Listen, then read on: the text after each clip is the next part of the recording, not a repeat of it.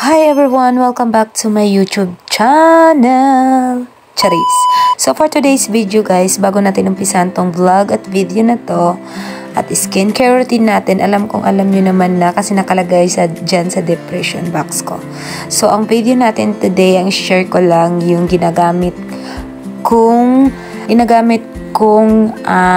skincare for my face. So, gusto ko lang i-share sa inyo kung paano ko siya ginamit and then kung gaano ba siya ka-effective. So, ganun siya. So, hilamusan muna natin yung mukha natin dyan guys para malinis nating ilagay yung ginagamit natin night cream routine every day.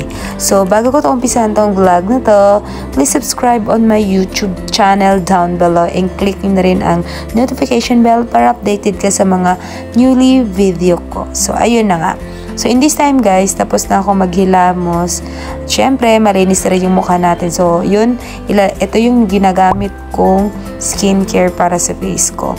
So, makikita nyo to siya guys sa Mercury Drugs. Yes, meron din siya sa Mercury Drugs and then sa Watsons.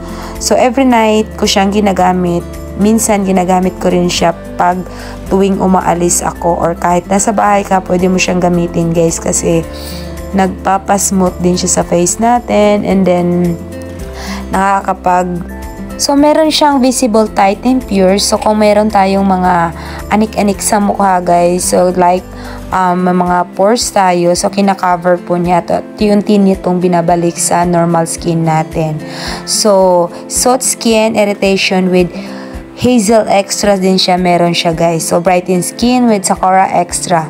So, marami siyang benefits na pwede nating maka-help sa skin routine natin. So, makakatulong din siya for oily skin. So, yes. So, dyan guys, inabsorb ko lang sa mukha ko yung nilagay ko lahat. So, kahit konti-konti lang yung ilagay mo, so mag-i-spread na siya. So, ayan, kailangan lang natin i-absorb ng mabuti para mas maganda. At hydrates din siya sa ating face. So, alam nyo na to guys, yung cream na ginagamit ko, ito yung Snail White. Yes, so tinatry ko lang siya kung gaano nga ba siya ka-effective para sa mukha natin. So, in this time guys, na ko naman siya na proven ko naman. So, yun lang guys, and hopefully you subscribe on my YouTube channel and I hope this video is helping to you guys. And yun lang, and take care always and God bless everyone and thank you for watching.